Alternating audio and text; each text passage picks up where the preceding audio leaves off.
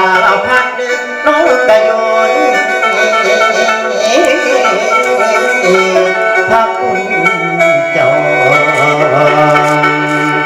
ลูกบอดอีพ่อ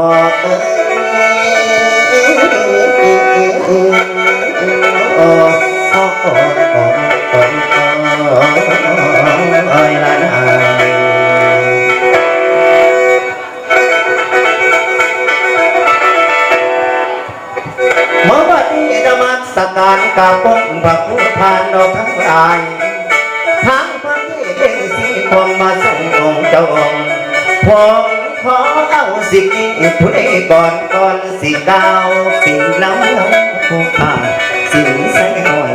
ทรงสการแม่ตามนอนนี้แหละผ่านมองเห็นการกุศลทุกแล้วขอสมานภูมิของผู้จากไปรบได้แล้วมาที่พ่อใส่แก้วใบหน้าลูกสนพงพ่อเป็นพงลูกเต่าเถียงเขาไม่เจ้าลังพ่อเจ้าลังดีหนอชีวิตพ่อสมานนั้นแม่ป้าได้มาเกิดกำหนดเป็นผู้ชายหมดแต่ยังสูงดอกน้องบานเกิดเป็นคนน้องทานนักถือเบาพอบอกว่าการทำงานของแม่ป่ายคนสู่กูสู่แนวใหญ่เป็นเบาขึ้นแล้วมาพ่อก่อนดอกสาวเบาพุ่งพาแต่มาเพลงดอกน้ำนองเข้าตาคองเจ้าสาวลงงานอันเด็กกูโอ้ยกระโดดมอจูคนดูคนนั้นยิ่งหน่อยยิ่งกว่าเดิม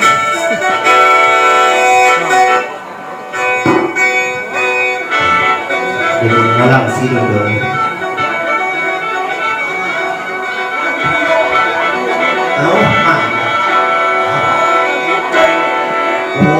นี่เดี๋ยวมานั่งนี่สาธุ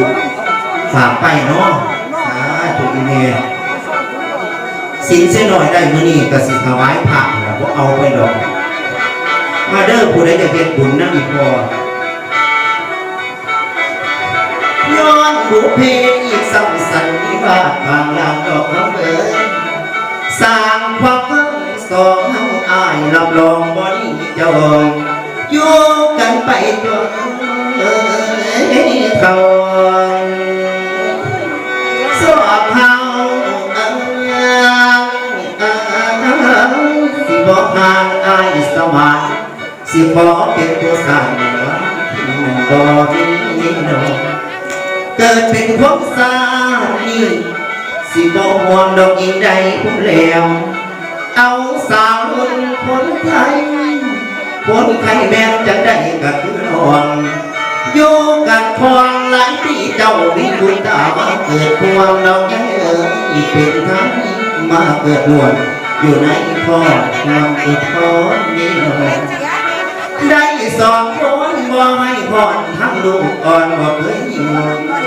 ยานตุ๊กปิ้งลงเด่นซ้ำดอกนาเลียงได้เสบียงดอกแดงเศร้าพอสวรรค์ของเฮาแต่เขาอีบอกเคยจงพอสวรรค์เฮาโอ้โอ้โอ้โอ้หางแค่สิเป็นโดมย้ำเล่นโจมกุ้งเจ้าสองน้อยกระเซ็นใจคนที่สามนั่นก็ได้มาเกิดอยู่ในโอกแม่ลูกนี้ถ้าลงเกิดมาเราคนไทยเป็นผู้ชายไอ้ของแท้คือวิสังโลสังพอ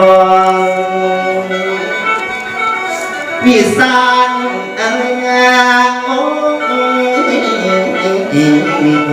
โอ้นับเท่าไรกระโดดขนมเองตั้งแต่เยาว์ ลูกสามคนนั้นละเจ้าเสื้อเผาจุกฟองความปองดวงทั้งสามนั้นงดงามบอกเคยเปลี่ยนไปโรงเรียนไว้ยังสว่างพอของหาง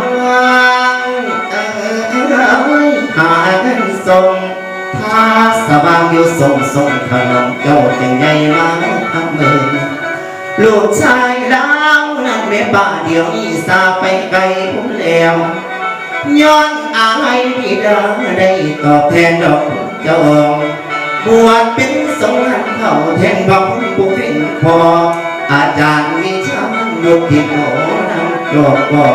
อาจารย์เจ้าสิบ่ลืมทั้งเมืองบวชเป็นทรงน้อแสนปากปื้มบ่ทิ้งปล่อยดอกของพักพุ่งแล้วสมาธิทางวิปัสสนาดังสิสมบูรณ์บิดาจอมดวงวิญญาณเด้อของเขาพอสมานของเฮาขอให้เจ้าจงรอยผ่านพอสมานเอ้ยปวดขอขออุทิศเป็นธรรมทานบุญของเอ้ยโอ้เจ้าให้เป็นสวยมาแน่นอนมือนี้เด้อทุกท่านสิ้นบุญพอหมดที่เป็นพอผู้เป็นโพทองเอ้ยพอผู้เป็นโพทองสิหงที่กวงกันเขาเป็นคนนอกเที่ยวยังเที่ยละทันเลี้ยงลูกอ่อนลูกพ่อเอ้ยลูกสามคนกระสังพอเล่ากระเลี้ยงดอกใหญ่มาวิญญาณพอสมาเอ้ยให้พ่อขึ้นสังฟ้าไปสู่แดนสงบพุ่นเดิมสัมปรายังพงไปซอสันสวรรค์ฟาง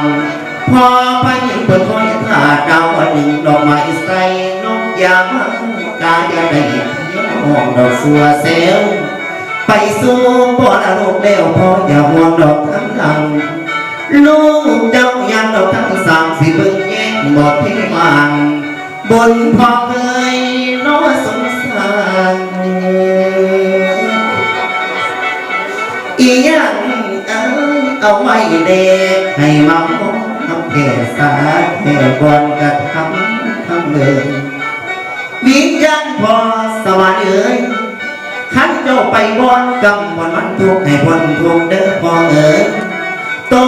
บอนสุขยังมีสุขเติมเสริมสอนหันแม่นตกมงคลให้นอนเย็นอยู่สวย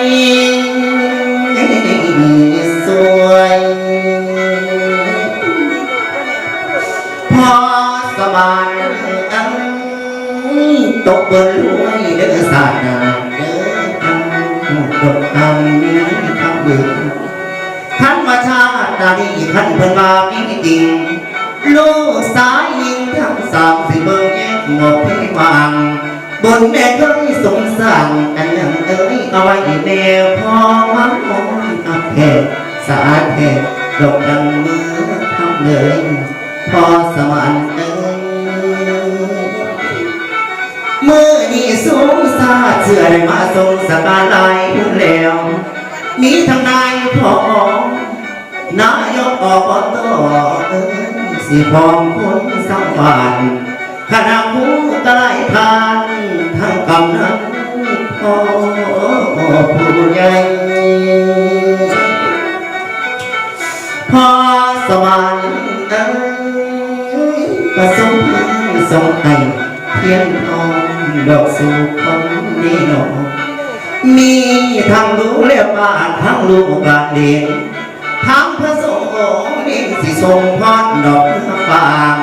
มาติดาถึงเจ้าบังสังคุณอันล้นลังกุศลสวดให้ไปถึงเจ้าพอสมานโอ้ยพอเอ้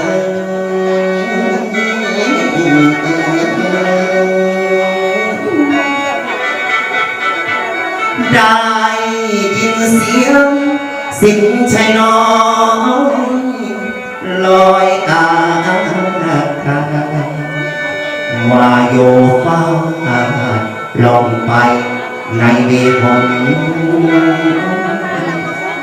พวกลูกหลานญาติมิตรทุกคนบุญช่วยดล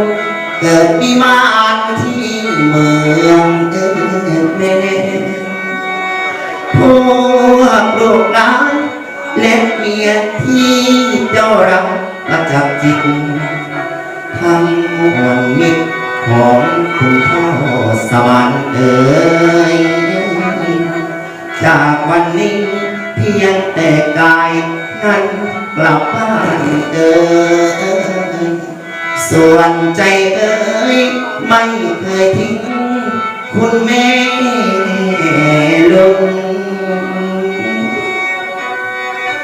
โอ้ยพ่อสวรรค์เอ๋ยเอาละพื้นเมื่อบนสวรรค์ท้องยอมยี่ยอมนางไอ้นางพอพระยินสาวไป